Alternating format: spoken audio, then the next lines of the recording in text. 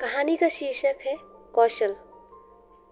पंडित बालक राम शास्त्री की पत्नी माया बहुत दिनों से एक हार की लालसा कर रही थी। वह सैकड़ों बार पंडित जी से उसके लिए आग्रह भी कर चुकी थी, किंतु पंडित जी टाल मटोल करते रहते। यह तो साफ साफ ना कहते थे कि मेरे पास रुपए नहीं है, लेकिन कहते गहनों से कुछ लाभ नहीं। एक तो धातु अच्छी नहीं मिलती, उस पर सुनार रुपए के 8 आने कर देता है, और सबसे बड़ी बात यह कि घर में गहनों को रखना चोरों को न्योता देना है। घड़ी भर श्रृंगार के लिए इतनी विपत्ति सिर पर मोल लेना मूर्खों का काम है।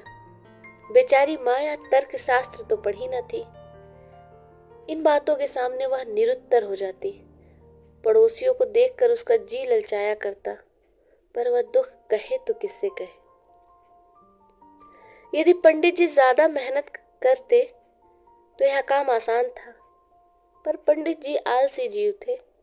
अधिकांश समय वो भोजन करने, विश्राम करने में व्यतीत करते। एक दिन पंडित जी पाठशाला से आए तो देखा माया के गले में एक सोने का हार था। हार की चमक से उनकी मुख ज्योति चमक उठी थी। उन्होंने उसे कभी इतना सुंदर नहीं देखा। पूछा, यह हार किसका है? माया बोली, पड़ोस में जो बाबूजी रहते हैं उन्हीं की स्त्री का है। आज उनसे मिलने गई थी, यह हार देखा, मुझे पसंद आया, तुम्हें दिखाने के लिए पहन कर चली आई। ऐसा ही एक हार मुझे बनवा दो ना। पंडित जी, दूसरे की चीज नाहक मांग लाई हो, कहीं चोरी हो जाए तो हार को बनवाना ही पड़े, ऊपर से बदनाम भी हो। माया, तो मैं ऐसा ही हार लूंगी, 20 तोले का है। पंडित, फिर वही जिद, जब सभी महिलाएं पहनती हैं तो क्या तुम भी पहनोगी? सब कुएं में गिरेंगी तो क्या तुम भी गिरोगी? तुम्हें पता भी है यह हार बनवाने में 600 रुपए लगेंगे। अगर 1 रुपए प्रति सैकड़ा भी ब्याज रखा जाए तो 5 वर्ष में 600 रुपए लगभग ब्याज होगा। लेकिन 5 वर्ष में तुम्हारा हार मुश्किल से 300 रुपए का रह जाएगा। इतना बड़ा नुकसान उठाकर पहनने से तुम्हें क्या सुख मिलेगा? यह हार वापस कर दो, भोजन करो।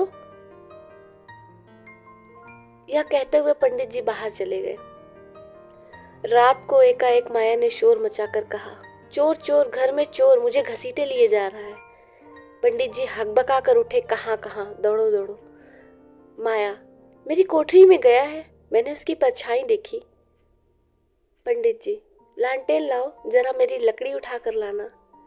माया, मुझसे तो डर से उठा नहीं जाता। कई आदमी बाहर से आकर बोले, कहाँ है पंडित जी, कोई सेंध पड़ी है क्या? माया, नहीं, खपरेल से उतरे हैं। मेरी नींद खुली तो मेरे ऊपर झुका हुआ था। हाय राम, यह तो हार ले गया। पहने पहने सो गई थी, मुझे ने गले से ही निकाल लिया। हे भगवान। पंडित, तुमने हार क्यों नहीं उतारा? माया, मैं क्या जानती थी कि आज ही मुसीबत सिर पड़ने वाली है। हाय भगवान।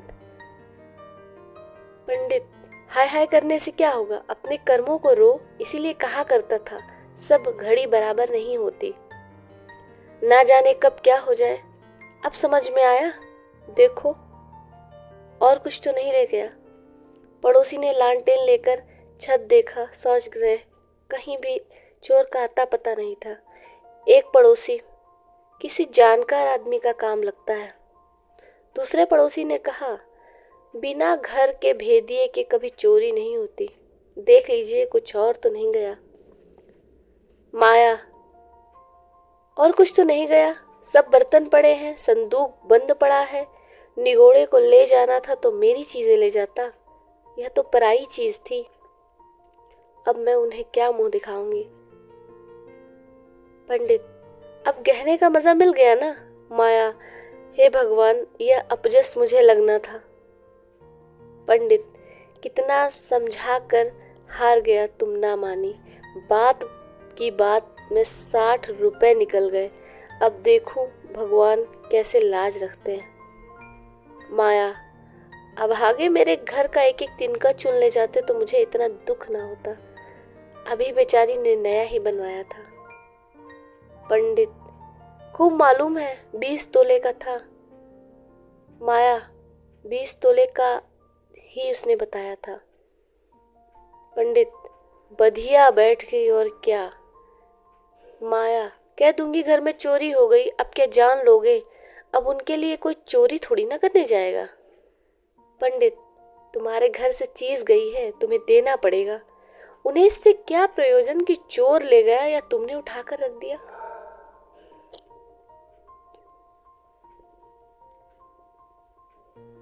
माया, इतने पैसे कहाँ से आएंगे। पंडित, कहीं ना कहीं से तो आएंगे ही, नहीं तो लाज कैसे रहेगी। मगर तुमने बहुत बड़ी भूल की। माया, भगवान से मंगनी की चीज भी ना देखी गई। मुझे काल ने घेरा था, नहीं तो घड़ी भर गले में डाल लेने से ऐसा कौन सा सुख मिल गया मुझे। मैं हूं ही अभागिन। पंडित, अब पछताने और कोसने से क्या फायदा। चुप होके बैठो, पड़ोसिन से कह दो, घबराओ नहीं। तुम्हारी चीज जब तक लौटा न देंगे, अब हम चैन से न बैठेंगे। पंडित बालक राम को अब नित्य चिंता रहने लगी, किसी तरह हार बन जाए। यूं अगर टाल उलट कर देते तो कोई बात न थी, पड़ोसियों को संतोष ही करना पड़ता, ब्राह्मण से दंड कौन लेता।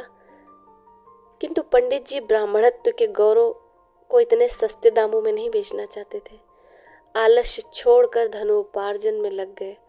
6 महीने तक उन्होंने दिन को दिन नहीं समझा, रात को रात नहीं समझी।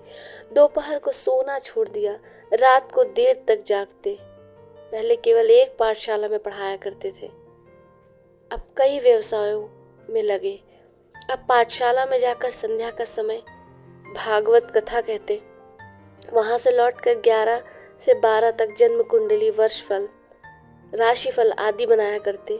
प्रातः मंदिर में दुर्गा जी का पाठ करते। माया पंडित जी की मेहनत देखकर कभी कभी पछताती, कहाँ से मैंने यह विपत्ति अपने सिर ले ली। कहीं बीमार पड़ गए तो लेने के देने पड़ जाएंगे। उनका शरीर छीड़ होते देखकर अब उसे चिंता सताने लगी। धीरे धीरे 5 महीना गुजर गया। एक दिन संध्या के समय वह दिया बाती कर रही थी। पंडित जी आए, जेब से एक पुड़िया निकालकर उसके सामने फेंक दी और बोले, लो, आज तुम्हारे ऋण से मुक्त हो गया मैं। माया ने पुड़िया खोली, उसमें सोने का हार था। उसकी चमक देखकर, उसकी सुंदर बनावट देखकर उसके मन में खुशी हुई, मुख पर आनंद की आभा लौट आई।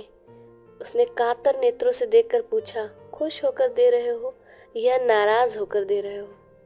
पंडित जी ने कहा, इससे क्या मतलब, ऋण तो चुकाना ही पड़ेगा, चाहे खुशी से दो या ना खुशी से। माया, यह ऋण नहीं है। पंडित, और क्या है, बदला ही सही। माया, बदला भी नहीं है। पंडित, फिर क्या है। माया, तुम्हारी निशानी। पंडित, तो क्या ऋण के लिए कोई दूसरा हार बनवाना पड़ेगा अब। माया, नहीं नहीं, वह हार तो चोरी ही नहीं गया, मैंने तो झूठ मूठ ही शोर मचाया था। पंडित जी, सच। माया, हाँ सच कहती हूँ। पंडित, मेरी कसम। माया, तुम्हारे चरण छूकर कहती हूँ। पंडित, तुमने मुझसे कौशल किया।